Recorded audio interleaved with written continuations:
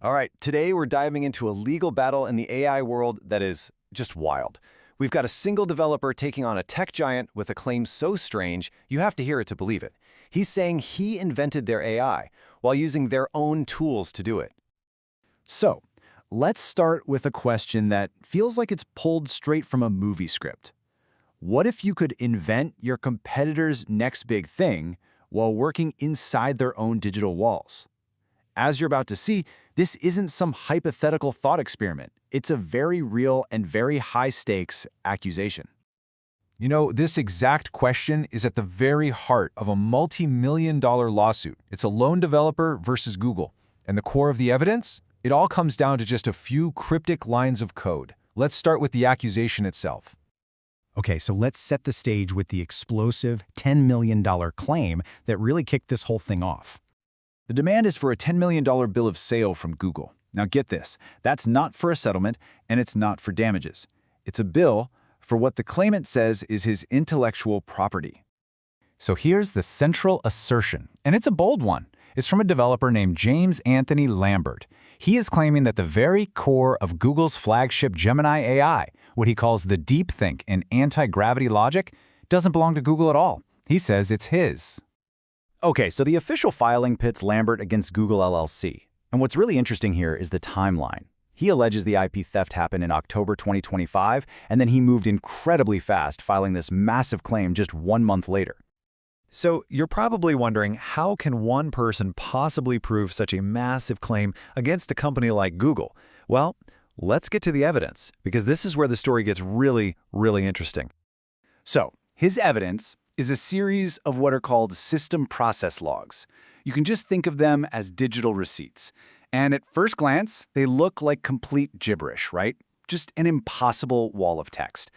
But he claims that hidden inside these lines is the entire story, the smoking gun. So our job now is kind of like being digital detectives. We have to decode these clues to figure out the story they're telling.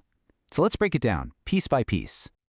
Okay, the first clue is this term, cross-containers.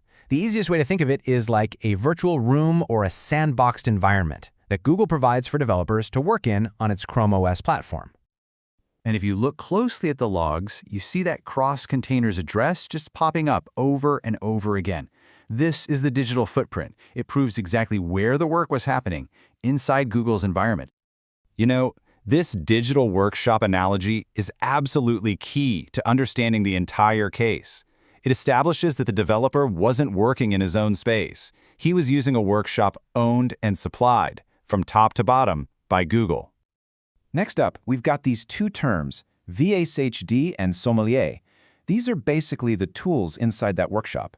So VACHD lets you type in commands, and sommelier helps display whatever you're working on visually. And again, looking at the evidence, we can see these specific tools are being used repeatedly.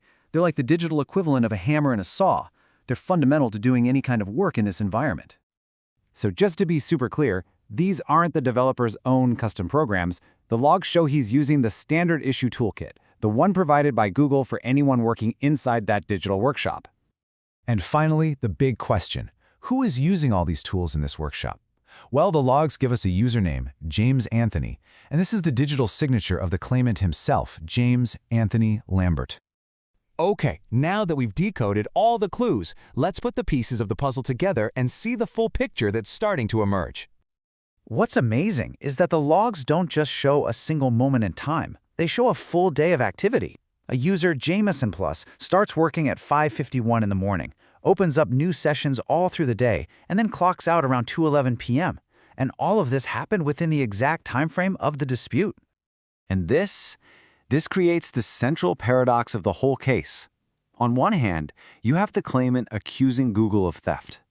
But on the other hand, the digital evidence clearly shows he was actively working inside Google's digital workshop, using Google's tools to do that very same work. So, what we're left with is a pretty clear and simple story, at least according to the logs.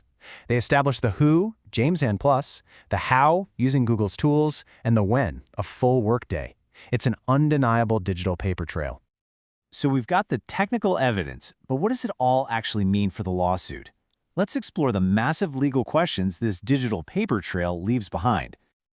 Well, the evidence confirms the location of the work. It puts the developer's hands on the keyboard, inside Google's system. And that is a critical, undisputed fact for both sides of the argument. But this is exactly where the technical story ends and the huge legal battle begins. I mean, the logs show the where, but can they prove the what? And this blows the door open to a fundamental question about intellectual property today. If you build something using a company's tools on their property, who owns the final product? And really, that leaves us with the central question for our digital age. In the cloud, who truly owns an idea that was born inside another company's walls? As AI and cloud development keep exploding, the answer to that question, well, it's going to shape the future of innovation itself.